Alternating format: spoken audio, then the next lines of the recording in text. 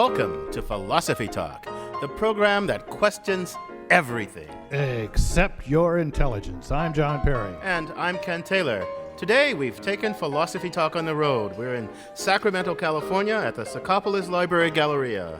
I'm glad you get to say Psychopolis. I don't think I could do it, Ken. Today's event is made possible by the Stanford Alumni Association and the Sacramento Stanford Association. We're pleased to be presenting the program in front of a live audience of the Sacramento Stanford community. Wherever our conversation originates, it eventually migrates to the air via 91.7 KALW, local and innovative public radio for San Francisco. And from the air, it migrates to the internet via our blog, theblog.philosophytalk.org. Ken, our topic today is progress and the environment. Now, that's a great topic, but what in the world does it have to do with philosophy? Oh, John, it has all kinds of things to do with philosophy. Take the question of why we should care about the environment. You might think that the environment is intrinsically valuable. Didn't we learn that from John Muir? The environment is not just valuable because it's of use to us. It's valuable because it's just valuable. All those redwood trees and little bugs and mosquitoes and things, it's just valuable. Right, and if it's just valuable, then if we harm it, if we do wrong to it, we do something morally wrong, because it's morally wrong to violate things that have intrinsic value. So it might just be, it's wrong to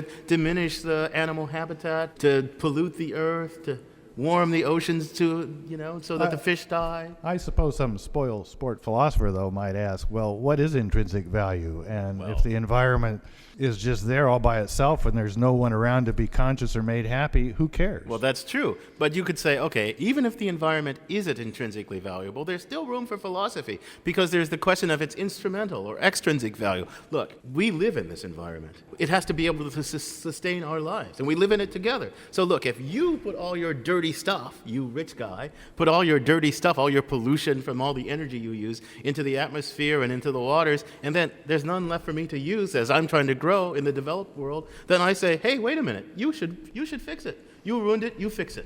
Well, so there's a question of international justice. Yeah, international justice, but if all those people in the third world start using up stuff at the same rate we do, we're all going to be in more trouble than we are now. The only reasonable thing for us to do is not let them develop. There's that.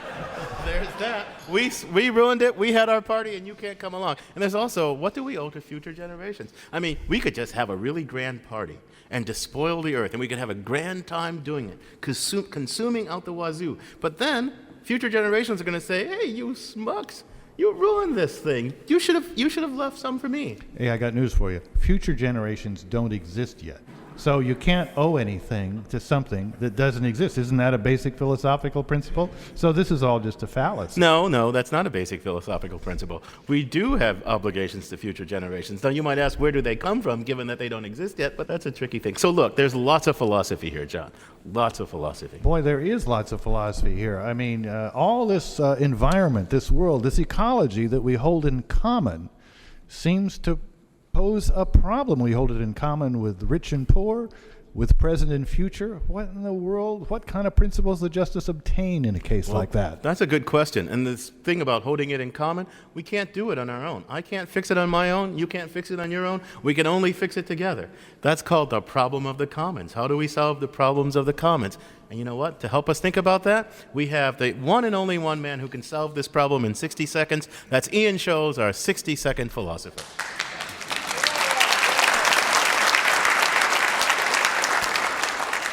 Ian Scholes. Garrett Hardin was a biologist at UC Santa Barbara. In 1968, he wrote an essay for Science magazine. Though it was about population control, it had a major impact on the then fledgling environmental movement. He called the essay The Tragedy of the Commons, actually coining the term commons as it is used today when environmentalists talk about sustainability. In the essay, Hardin proposed a thought experiment. Imagine a pasture shared by X number of shepherds. Should a shepherd buy another sheep? Well, if he buys the sheep, he alone will reap the positive, the profit when he sells it, but the negative, the cost of overgrazing, will be shared by all the shepherds. Therefore, buy the sheep. QED. The trouble is, if every shepherd comes to the same conclusion, before you know it, it's all sheep and no grass. Famine, chaos, the end of civilization, the whole 9 yards.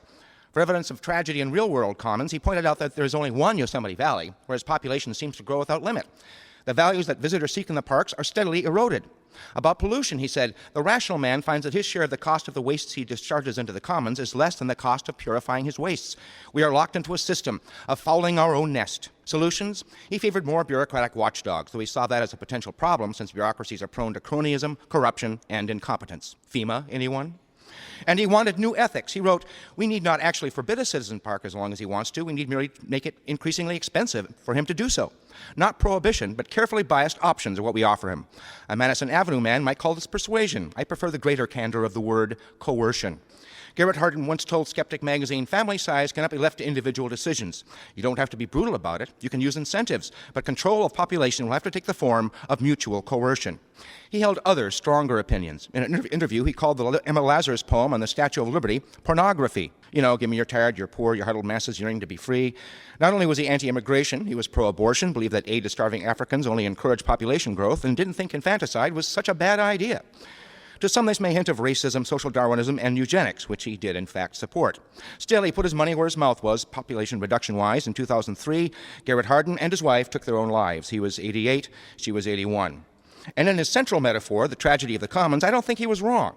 Take one little example. In the last decade, a certain type of marine life was overfished to the point of extinction. Why?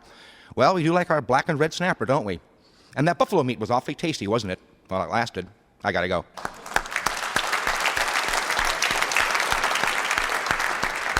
Thanks, Ian. Solving the problem of the commons in 60 seconds. This is Philosophy Talk, and we've got a really special guest. Our guest today is Terry Tamminen. He's a man of many, many talents. He's a former United States Coast Guard licensed ship captain. He ran a sheep farm. He assisted Nigeria in dealing with their solid waste problem. He's formerly Secretary of California's Environmental Protection Agency, and right now, he's the Cabinet Secretary for California Governor Arnold Schwarzenegger. Secretary Tamminen, welcome to Philosophy Talk. Thank you, and please call me Terry. Okay, Terry, we got a pretty happy bunch here. Let's see if we can get everybody depressed. Could you give me the top 3 things Americans and other rich people will have to quit doing if we're going to not ruin the environment beyond repair? Well, we're certainly going to have to start with greater awareness of the kinds of impacts that you were talking about earlier and that your 60-second philosopher touched on as well, and recognize that each of us does have an impact on each other person in our environment. As you also mentioned in the top of the show, it's not just about a spotted owl or a fish in a place that we're never going to see. It's very much the air we breathe and the water we drink and the landscapes that we live in. And we're going to have to start by understanding that we do, in fact, share all of those in common. To get to perhaps the question you're really asking, what are the practical things we're going to have to do? We're going to have to learn to live more sustainably, and we are inventing our way out of that. There are ancient traditions and ways to do that, but we're also learning modern ones. Now that all sounds very nice. Live more sustainably. I want to know, is it going to hurt or not hurt? What are the 3 things Americans love to do that, if we're going to live more sustainably, these people in our audience and the people listening to us on the radio, you can't do that anymore as much as you love it? I don't know if there's 3 things or 30 things, but every journey starts with the first step. So I would say starting with using less fossil fuels. And every one of us can do that, either by driving less, even by driving the speed limit. Instead of exceeding it, as most of us do on the freeway, you can save about 15% of your fuel consumption by turning off lights in your home. I mean, those are simplistic things. But if you start with that, it begins a pattern that leads to make you examine your impact on the environment and on resources in other ways, and I think leads to more sustainable living. Let's talk about that driving less. Why do Americans drive so much? Well, they drive over vast distances. Their jobs are far removed from the places they work. They live in suburbs. In the place where I live, in Los Altos, you live in these suburbs that are designed to be driven in. Right? They're not walker friendly. The streets are wide. There are no sidewalks. There are all these wide roads you have to cross to get from here to there. And people are zipping up and down. And You're breaking our heart, Ken. No, I mean life in Los Altos can't be all bad. No, it's not all bad. But I'm just saying Americans, the way we organize our work, the way we organize our daily lives, it's just like, it's an assault on the environment. And people keep moving further and further out. Do we have to stop doing that stuff? How about the way we organize our fun? Are we going to have to give up NASCAR, water skiing behind 125 horsepower inboards? I mean, what do you tree huggers want anyway? Exactly. Well, Look, I mean, it's interesting. I think in your community, you're talking about Los Altos, your county and your region actually voted a transportation bond recently on itself and taxed itself to try to improve mass transit. So we're becoming more aware of that. And I recently took a trip to Korea, leaving Sacramento on Amtrak, got to the BART, which took me to the San Francisco airport. I got on an airplane, went to Korea, stayed on mass transit the whole time I was there and came back the same way, never got in a car. So it's possible to do this if you are committed to doing it. I could have just as easily jumped in an SUV and driven to San Francisco airport and parked and so on and so forth. Again, it's about making personal choices. And part of those personal choices are demanding more of our elected officials. And one of the things in your own community that's occurred is this transportation bond and realizing we've got to spend more on mass transit and then use it more. But won't halting the degradation of the environment require some really big things? Like, take that airplane you went on to Korea. Airplanes fly very high, release all the pollutants up near the ozone belt, and they use enormous amounts of jet fuel. And yet everything in our society is pushing us towards more and more air travel. Doesn't somebody have to take charge of changing the direction that we're going in? Well, the dinosaurs already took charge of that. There's a finite amount of petroleum left in the planet. And even more germane is what industrial capacity we have to turn petroleum, whatever is left, into anything useful. And we've just about run out of that capacity. We could do a whole show just on that. The fact is that even the British Petroleum website talks about having only 40 more years worth of oil and maybe 60 of natural gas. No matter who you talk to, whether we've reached Hubbert's Peak, as it's called, and we're on the downward slope, or whether there may be another 40 or 50 years, the fact is it's a finite resource. So whether it's powering planes or those jet skis or NASCARs you were talking about, we will run out. And if we don't start planning for what's next today, we will run out and our entire economies will grind to a halt, as well as the environmental damage we'll have sustained by burning it all up. So eventually there's a depletable resource that our economies are founded on. Sounds like kind of a house of cards or something, or a sandy foundation, right? We've got these massive economies that's founded on this depletable resource. There's also what we're doing to the environment. I mean, not just the resources we're using up, but the stuff we're dumping into it. The ozone layer, the global warming, all that stuff, the melting of the polar ice caps. How long can we go on with that? I mean, how serious do you take these environmental assaults to be? Are this like our children's should worry, but we don't have to worry, or what? Well, Ken, it's a question that actually no one can answer. We live in a petri dish. We are a living science experiment. 1 in 6 kids in the Central Valley, where we're sitting right now, carries an asthma inhaler to school. And we know, as you mentioned, some of the other impacts that are coming. Our water supply here in California, 2/3 of it comes from the snow in the Sierra Nevada mountains, and that's being depleted every year by global warming. The answer is we don't know the answer to that question. All we can do is prepare for the worst and try to avoid the total train wreck. And that means, as I was saying, coming up with more sustainable sources of energy, which we're doing. We're working on a Million Solar Roofs campaign in this state. Governor Schwarzenegger introduced that. He, along with Governor Richardson of New Mexico, and the Western governors agreed to produce 30,000 megawatts over the next few years of renewable energy. We've launched the Hydrogen Highway here in California to commercialize hydrogen as a transportation fuel. I could go on, but the point is people are aware of this, and a lot of folks are thinking about the ways to transition to something more sustainable. Will it come in time? The honest answer is we don't know. Well, one question I want to just get to before we run out of time here for our first segment is, now here in America, I'm from Nebraska, the beef state. California raises more beef than Nebraska does. As I read it, we're going to have to change our habits. We're not going to be able to eat these big animals. They're a terribly inefficient way of getting nutrition from vegetation. But how in the world would that change ever be made? Is Governor Schwarzenegger going to go out there and say, it's time we gave up beef and maybe even the sheep you used to raise? Let's start eating goats, or maybe just eggplant. Who's going to do that leadership job?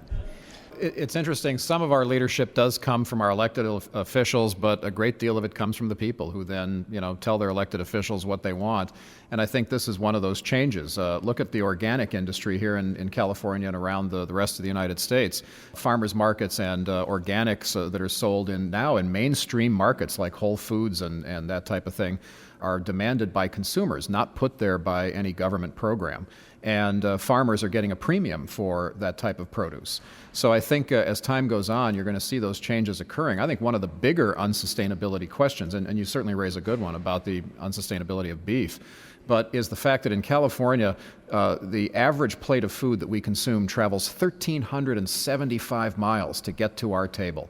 And that's completely unsustainable. Think about all the resources it takes just to put the food there, let alone how it was created. This is a special edition of Philosophy Talk, coming to you from the Secaucus Library Galleria in Sacramento, California. We're talking about progress in the environment. Our guest is Terry Tamminen, Cabinet Secretary of Governor Arnold Schwarzenegger. We've been discussing the ways that Americans and others around the world are screwing up the environment. But in our next segment, we're going to move to kind of more philosophical questions underlying these value judgments that we've been making. Like, do we have an obligation to future generations to preserve the environment, to curtail our own consumption and degradation so that they can enjoy more?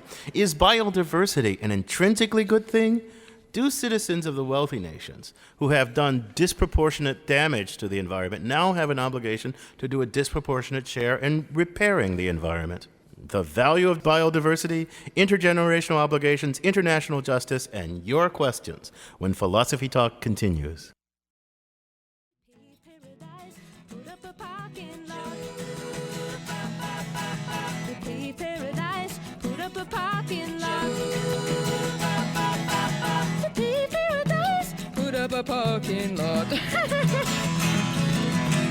Joni Mitchell and Big Yellow Taxi. I'm John Perry. And I'm Ken Taylor. This is Philosophy Talk, and we're discussing the environment and progress. Our guest is Terry Tamminen, Cabinet Secretary to California Governor Arnold Schwarzenegger. But the 800-pound gorilla in this room is China. If the billions of people in China start using up resources the way we in America do, this Armageddon, the end of the oil, will come very quickly. Of course, we have 27% of the world's coal in America, so I suppose we could start working on that. But that's not very practical. That's worse than oil. What can we actually do as a nation? Is there anything we can actually do? Is there some research program we should be really putting all of our energies into that could somehow make it possible for the third world, starting with China and India and Indonesia, to get where they want to be without making the environment just hopelessly bad? Well, I would argue that it is indeed hydrogen, recognizing that is an inexhaustible source of energy. It doesn't come out of the ground the way oil does. It has to be extracted from biomass or from water.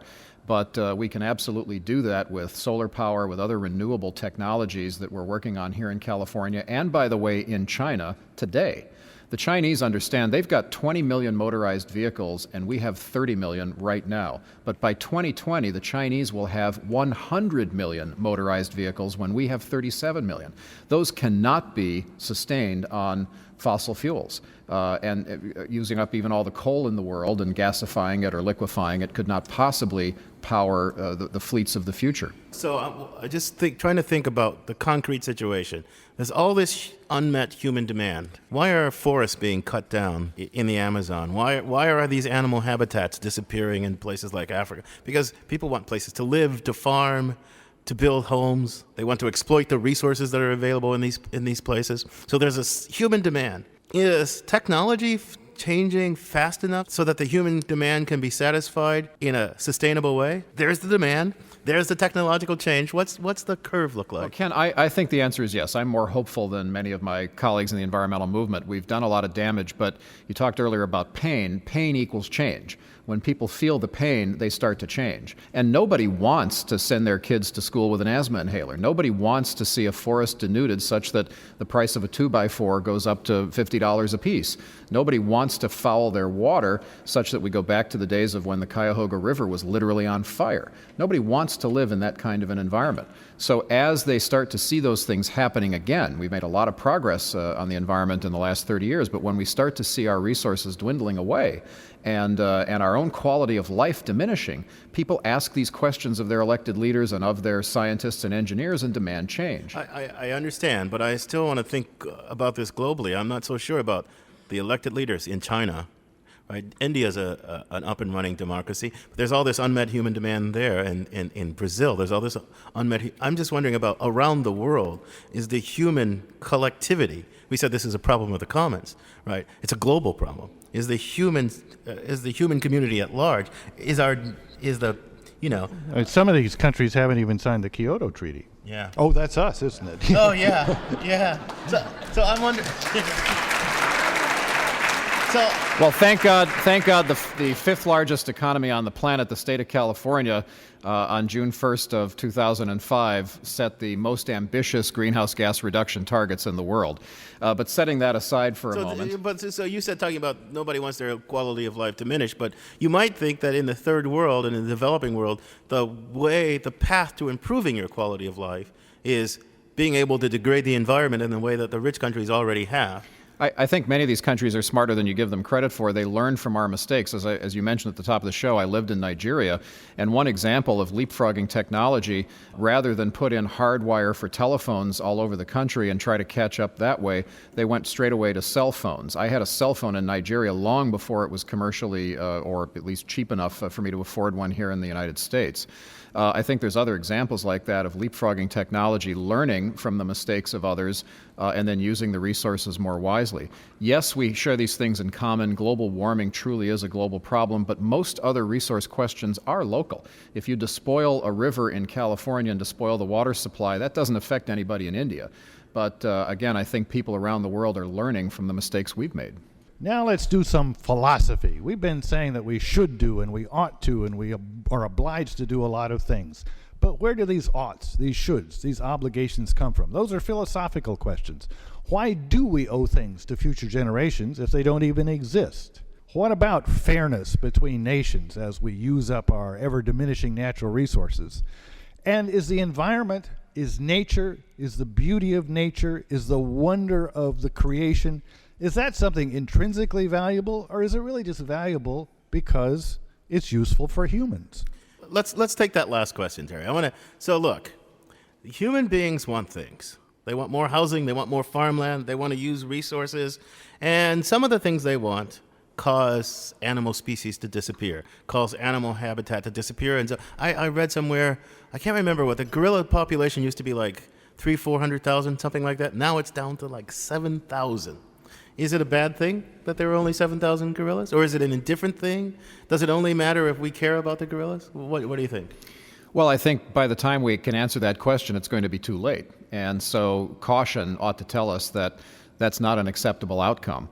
So stop and take a look for a moment at what the impacts are that we talked about in the first part of the show, and realize that there are a lot of canaries in the mine shaft, whether it's gorillas, whether it's pelicans off the coast, or whether it's our own children. So, but your answer is more or less saying, well, the real problem with the gorillas is that the death of the gorillas may be bad for humanity. It may be an early warning sign for us. Is it bad in itself? Of course, lots of people really feel strongly about gorillas and maybe deer, but how about a certain species of rat or a spotted owl? Do these things really matter, or are they just there, as the Bible says, for our good? Well, I'm not sure the Bible actually says that, but that's a whole nother topic of conversation. No, I mean, look, obviously every species has an equal right to the planet and to the resources. But again, I think people tend to respond to enlightened self-interest, or at least self-interest. And Maslow's hierarchy of needs. If you use up all of the wood in the forest and you don't have any more wood, you're going to go cold and you're not going to have shelter. Well, okay, but that's true. But that's again about us, right? If we use up all the wood, we won't have any more shelter. So it's a practical question. That's a matter of the kind of extrinsic or instrumental value of the forest. Some people would say, there are environmental ethicists who say the environment itself, each species, even the trees, they have a right to exist or something like that. It's intrinsically valuable. But I think we can stipulate to that. But I think you want to go on to the next question then, at least in my mind, which is, so how do we get people to respect that point of view? And one of the best ways is to point out to them that it's in their self-interest, not just their children, but scientists recently found a possible cure for certain kinds of cancers in a clamshell that's rapidly disappearing from our coast. We've heard about medical discoveries from the rainforest that we're cutting down at a prodigious rate, and we could go on with other examples. The species that we wipe out today may be the one that could save us tomorrow. So I think, yes, they have a right to exist intrinsically by themselves. For other reasons, we should share the planet equitably. But beyond that, it's also in our self-interest to do that. I don't think I agree with you about stipulating to that. I don't think if we could wipe out every form of bacteria that was harmful to man, I would feel no moral compunction about it. None whatsoever. Now, the ones that are beneficial, I'd say, let's keep them around. But how do you only know the because- difference, Ken? How do you know the difference? Well, that's true. If I were God, and I had a God's eye view, and I could say, these are the ones that are noxious to humans, and these are the ones that are beneficial, I'd say, let's go on an extermination plan to exterminate the harmful ones. And I would feel How no do you know moral God's compunction. not a bacteria? Well, I don't know that. And you know, you're not God, but you're a Stanford professor. Isn't that the next best thing? I mean, Well, there you go. No, there you go.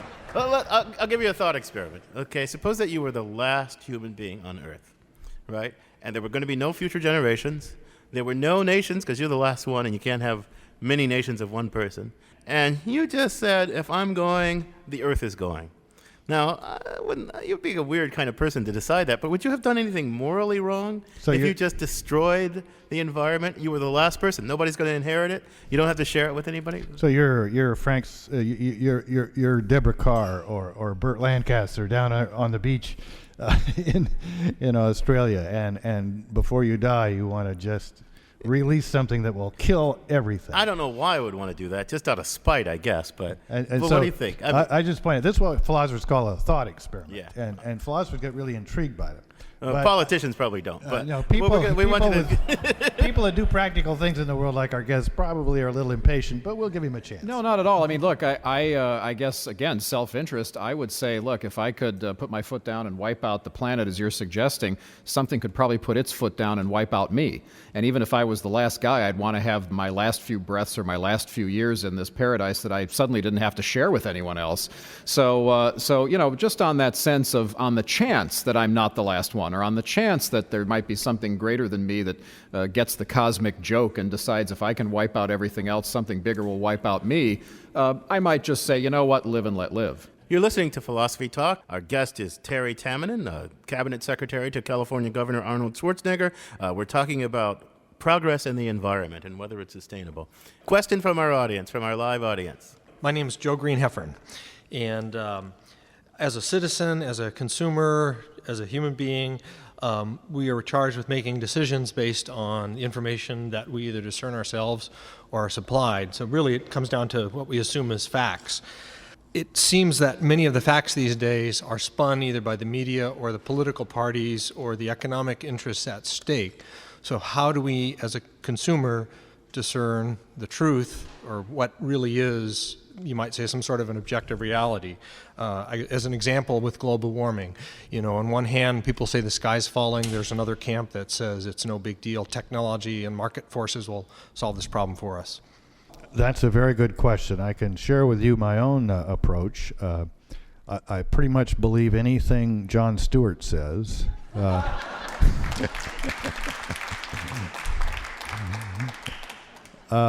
Next on my credibility list would probably be Jay Leno. After that, somewhere the Washington Post and the New York Times. I'm very skeptical of anything that's in the self-interest of corporations. I love corporations. I invest in corporations. I'm sad when they lose money. I'm happy when they gain money. But when it comes to sources of public information, I don't believe in. So I'm skeptical of anything that seems to serve their interests. And I'm skeptical of everything said by members of one party, and even more skeptical of everything said by members of the other one. That's just my own. That's just my own take on it. Terry, do you want to weigh in on that? I couldn't say it better. I mean, I think there's a deep underlying question here. I mean, in a way, because you said we don't know what the curve of, here are increasing demands, the increasing demands we make on the environment. Here is when it's going to collapse. curve. We don't know when these are going to meet, and it's all kind of conjecture and prediction. Oh, there's good science behind some of it, but there's a degree of uncertainty.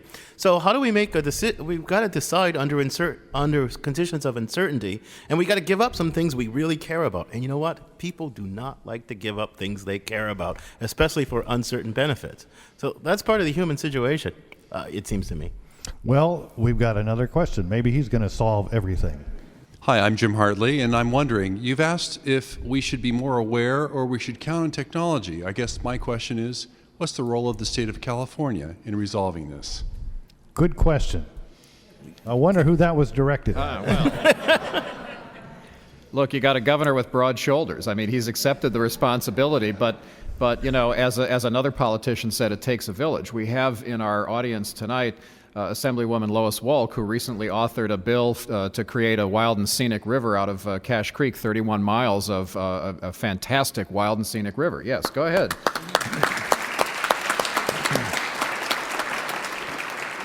But she did not do that alone. She did that with members of both parties, with stakeholders from throughout that watershed, and finally signed into law by our governor. It took a lot of people to realize the value of that piece of real estate and of that not only intrinsically, as you were talking about before, Ken, but to all of us as human beings.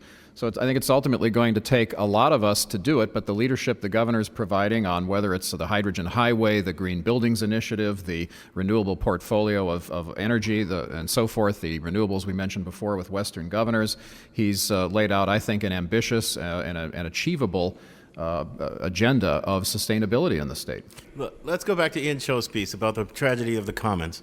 I mean, I'm just not so sure. You seem very optimistic, and I guess as a What's political the alternative, Ken? Well, realism, cynical, depressed realism. You know, but think of this tragedy of the commons thing.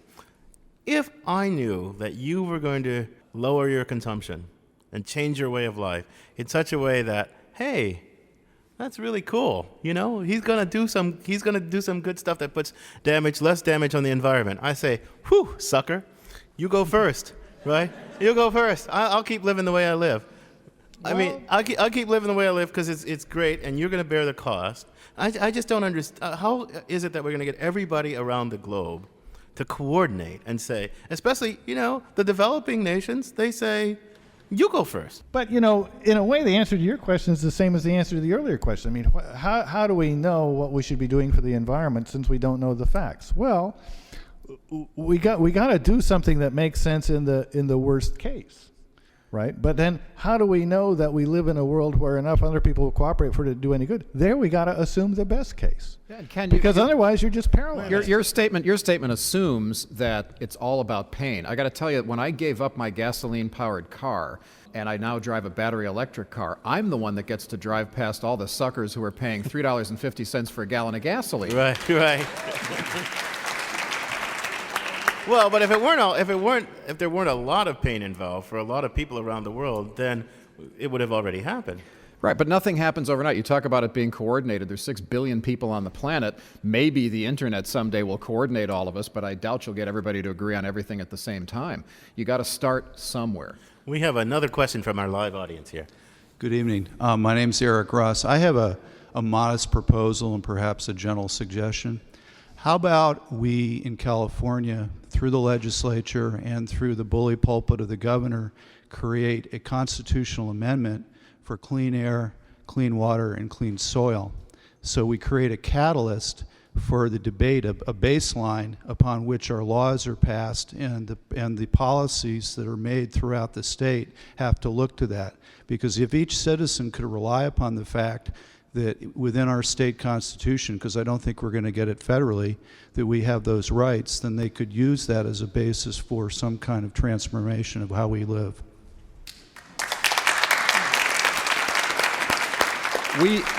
We actually have that. It's called the public trust doctrine. And in fact, it was used in court to restore Mono Lake, amongst other things. And it says that we all have the right, as you said, the commons, we all have the right to use these resources, but not in a way that diminishes their ability to be used by others. And so whether it's air or water or our landscapes or Mono Lake, we already have that in our Constitution. We just don't respect it. And lately the courts have, in fact, used that to protect us. Do you think, this is just a hypothetical question, I suppose, but if California seceded from the United States, couldn't we use our great educational facilities and our wonderful population that's so well educated and our liberal tendencies to really be much more of a leader in the world than we are now on issues like this? Well, I got to tell you, I've thought about that, about seceding, but I actually think we can do more good from within. California has been a change agent for most of its history. If you take a look at how many things have started here and spread out through the rest of the country, and we probably do that better by being part of the United States than maybe by being a separate island. But that's something for other politicians to debate. So California has a sort of vanguard role. So people worry about coordination problems and collective action problems and say, oh, they're so hard to solve. And they are. Believe me, they are. But if you have a state that says, hey, I'm willing to go first, I'm willing to be the vanguard, you think that can kind of pull other people along, rather than letting people say, I'm going to free ride off of you, because you're the sucker, you went first, right? No, I mean, your point is exactly right. I mean, look at California's Clean Air Act before the federal one. That's why we have rights to regulate cars and other emissions before the federal government or other states, and then other states can join us. So we've done that, and that's led to the kinds of cleaner cars and other emissions that we have today. Let's take another question from our live audience. Yeah, I have one. My name is Max Norris. And if California is going to show the world how to conserve on fossil fuels, why do we have a governor who drives Humvees and virtually anyway, he drives back and goes back and forth between here and Los Angeles in his private jet? I think you just served up our guest a kind of a big, fat, easy-to-hit pitch. Right. Well, the fact is the governor converted his Hummer to run on hydrogen to prove to everybody that, in fact, no matter what you drive today, you don't have to wait for the future. This isn't Jetson technology. The fact is whatever you drive today, it can run on a clean, renewable fuel. And actually, his personal jet runs on a big rubber band. You're listening to Philosophy Talk. We're discussing the environment and progress with Terry Tamminen, former head of the California Environmental Protection Agency and now Cabinet Secretary to Governor Arnold Schwarzenegger. We've been throwing around some philosophical terms about our relation to the environment. In the next segment, we're going to get practical, politics and economics. Do we have the political will to really alter our relation to the environment? And does our system of capitalism, with all it gives us, have a built-in flaw that it's just no way that capitalism can coexist with an environment that's clean for everyone? We're coming to you from the Socopolis Library Galleria in Sacramento. Politics, capitalism, and the environment. Plus, more questions from our live audience when Philosophy Talk continues. Let's leave some blue up above us. Let's leave some green on the ground. It's only ours to borrow. Let's save some for tomorrow. Leave it and pass it on down. Alabama, and pass it on down. I'm John Perry. This is Philosophy Talk, the program that questions everything. Except your intelligence. I'm Ken Taylor. We're discussing the environment and human progress with Terry Tamminen, former head of the California Environmental Protection Agency and currently Cabinet Secretary to Governor Arnold Schwarzenegger. So look, Terry, I want to ask you about capitalism and the environment. Economists talk about externalities, cost of an economic transaction that are not borne by either the producer or the consumer. So take the exploration for oil. The oil company who explores for oil screws up a bit of the environment, refines the oil, screws up a bit more. The consumer buys the oil product, drives a car or whatever, and adds pollution to the environment. Neither of those parties pays the cost, at least in a pure market system, of cleaning up the mess they make. And people say that if you try to make them clean up through taxation or something, you screw up the market. Well, what do you think? Is there a way to deal with these externalities in a way that's consistent with kind of free market capitalism? Well, free market capitalism, truly a free market, would internalize those expenses, and there wouldn't be the subsidies that are created when wealthy contributors get to their political allies and they make laws that give them huge tax breaks or allow them to get away with polluting without cleaning it up. But the fact is, just to use your example about oil, we as consumers of gasoline do in fact pay those externalities. We pay in California somewhere around $10 billion a year in healthcare costs related to petroleum air pollution. We pay billions of dollars more in water pollution and other cleanup. The true price of a gallon of gasoline is estimated to be somewhere between $10 and $15 a gallon, and most of those externalities are paid for by taxpayers. Right, right. So what the corporation and their consumer did, they pushed the cost onto lots of us, right? Yep. I mean, there seems something wrong with that. Somebody has to pay the cost. Third parties end up paying the cost. That's why they're externalities, right? But is there any way to make the parties to the transaction pay the cost? Well, now you get into the political system. I mean, again, if you really study, just taking oil as an example, if you really study how all of those subsidies were given to oil companies and to automakers, it's really tied up in our political system. But at least with these examples, the taxpayers of California or the taxpayers of America are paying the externalities. But the externality of putting a hole in the ozone layer, which mostly we and people in Europe did, the people in Australia are paying. So it's really a worldwide externality problem. It absolutely is, and it's one that that various countries are starting to deal with. The Kyoto Accord is one way for people to recognize that that is a shared responsibility. So one of the things that I would suspect that in the higher councils of countries around the world, in Australia, India, all over the place, they think is, we've got to find a way to make those darned Americans pay the cost of the externalities that their rapacious consumption have produced. And how do we make those Americans pay that cost? Well, take a look at how it was done with the healthcare costs of tobacco. Ultimately, states sued the tobacco companies and said, we're not going to stop you from producing this product or stop consumers from consuming it, but we are going to have you pay the cost for healthcare. And obviously that changed the price of a pack of cigarettes, but it changed that balance, as you mentioned, between the provider and the consumer, such that the consumer was bearing more of the true cost of that product. So in a more just world, are Americans going to have to bear more of the costs for cleaning up the environment since we did more of the degradation? You know, it is changing. It's not probably changing fast enough. And by the way, this is not a partisan issue. The Kyoto Treaty was first created 11 years ago in the Clinton administration. The Clinton administration failed to get it ratified, and the Bush administration has also failed. So this crosses party lines. That's why I said no American politician that I can think of. But companies are beginning to understand their responsibilities because companies are increasingly global. You take British Petroleum, they want to do business in China, they do business in Europe, obviously, and here in the United States, and they're being held accountable in these other places for their greenhouse gas emissions in an increasingly carbon-constrained world. So they're understanding that they've got to change their business practices. We have another question from our live audience. Thanks very much. There often appears to be a tension between environmental consciousness and economic progressivism. For example, a really obvious way to deal with the externality problem discussed a moment ago concerning an individual's consumption of gas that imposes traffic and pollution costs on other folks is simply to tax that gallon of gas to internalize the costs on the individual decision maker. An obvious problem with that is that the resulting $12 gallon of gas hits a poor family a whole lot harder than a more well-to-do group. And I'm curious if you have some thoughts about how we grapple with that tension. Well, that's a real problem. In California, our gas tends to cost a little bit more, and so is our diesel fuel, and it really is a problem for the trucking industry here because long-range truckers have just that much extra cost compared to their competitors in Nevada or Oregon. Terry, I want to know what you think about this. Well, there's ways to do it. I mean, you could certainly, instead of just looking at a gas tax, you could look at taxing certain kinds of inefficient vehicles or engines.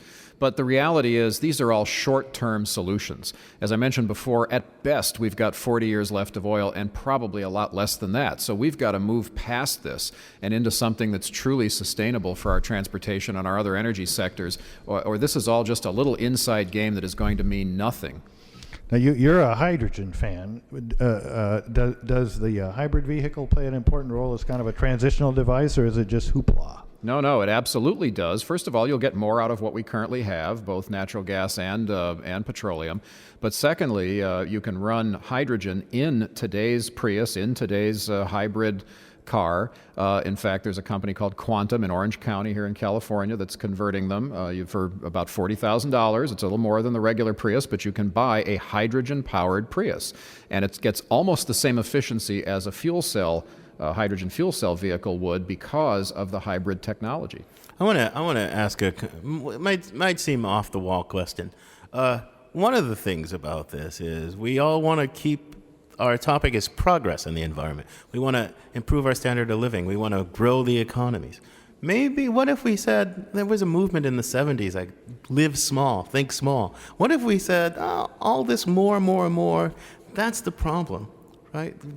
We just live smaller, live less. Well, why not do that? Well, Europeans are doing that now. They live in obviously a much smaller footprint and have a very high quality of life. But we're getting that message too. Just 10 years ago, a 2-kilowatt solar panel on a home would have provided about 30% of that home's energy needs. Today, that very same home gets 80% of its energy from that same 2-kilowatt array because of a much more energy efficient home and energy efficient appliances and insulation and so forth. So we're learning how to do more with less.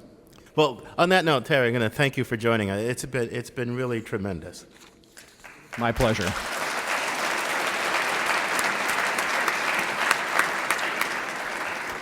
Our guest has been Terry Tamminen, former Secretary of the California Environmental Protection Agency, currently Cabinet Secretary for California's Governor Arnold Schwarzenegger.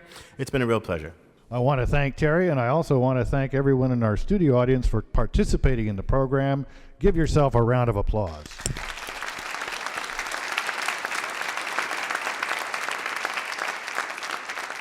What did we learn today? Well, as a philosopher, I think I learned that this question that really grabs me as a philosopher, does the environment have intrinsic or only instrumental value, really is a pretty side issue for most people.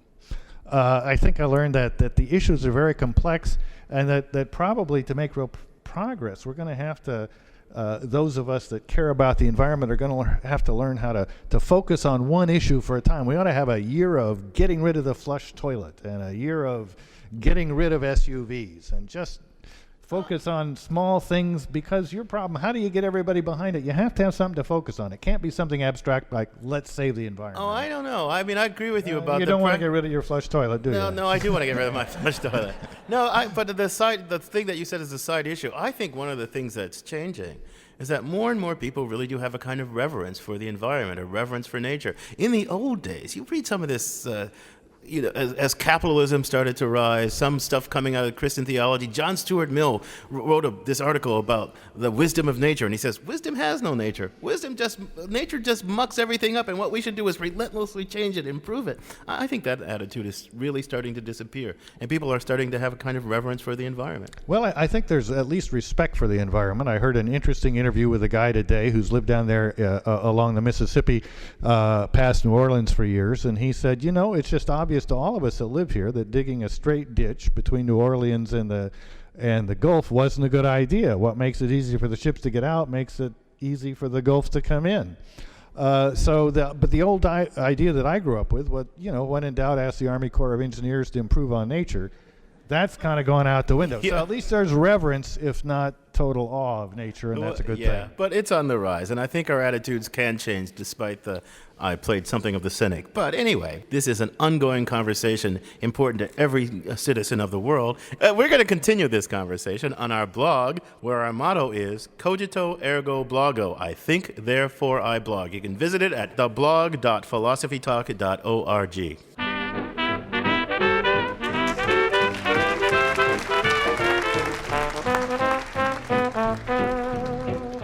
Philosophy Talk is a presentation of Ben Manila Productions and the trustees of Leland Stanford Junior University. Our executive producer is Gordon Earl. Special thanks to Jen Judas, Keith Gordon, Mike Martinez, Joe Rodota, and the Stanford alumni community. Also thanks to Rujen Shen, Neil Van Leeuwen, Mark Jones, Rich Mead, and Bonnie Bennett. Support for Philosophy Talk comes from the Pacific Division of the American Philosophical Association. Also from various groups at Stanford University, the Friends of Philosophy Talk, and the members of KALW, local public radio, San Francisco, where our program originates. The views expressed on this program, or misexpressed for that matter, do not necessarily represent the opinions of Stanford University or of our other funders, although they should. The conversation continues on our website, www.philosophytalk.org. I'm John Perry. And I'm Ken Taylor. Thank you for listening. And thank you for thinking.